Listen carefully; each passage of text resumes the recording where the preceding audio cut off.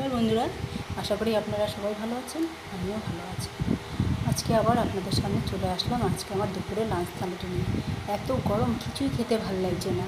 ভাবছিলাম শুধু দই ভাত খাবো, কিন্তু শুধু দই দিয়ে দুপুরবেলার খাবারটা কেমন লাগে।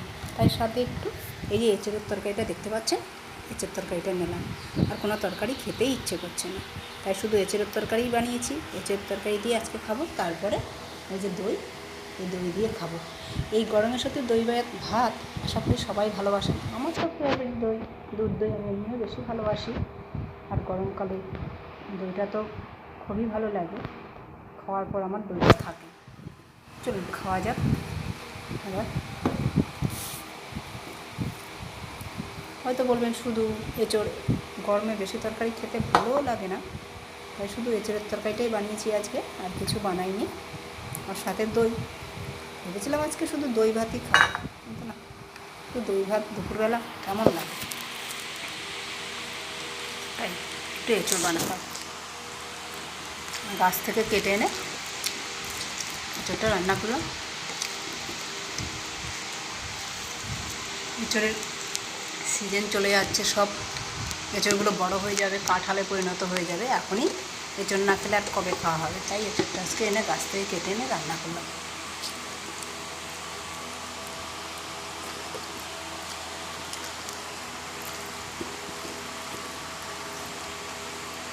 এঁচোড়টা করেছি নিরামিষ, আজকে শনিবার। তাছাড়া আমি নিরামিষটাই বেশি পছন্দ করি। আপনারা সবাই হয়তো জানেন, আমার খাবারগুলো দেখে হয়তো বুঝতে পারেন। করেছি একটু শিমের বিচি আর কলাই ডালের বড়ি দিয়ে এই এঁচোড়টা আমি রান্না করছি আজকে।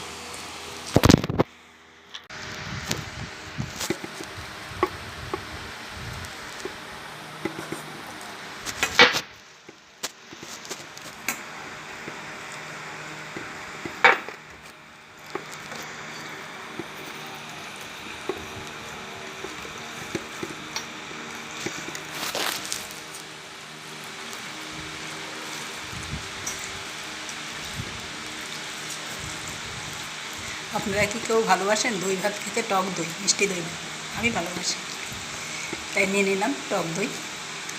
আমার টক দই রোজই খাই আমি, আজকে ভাত দিয়ে খাচ্ছি, অন্যদিন শুধু শুধু।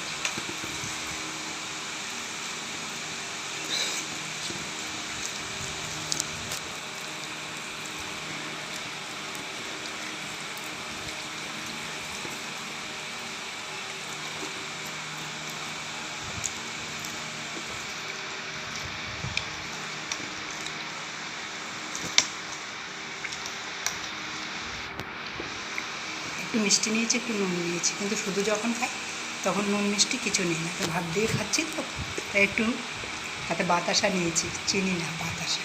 বাতাসা দিয়ে খেতে হেভি টেস্টি।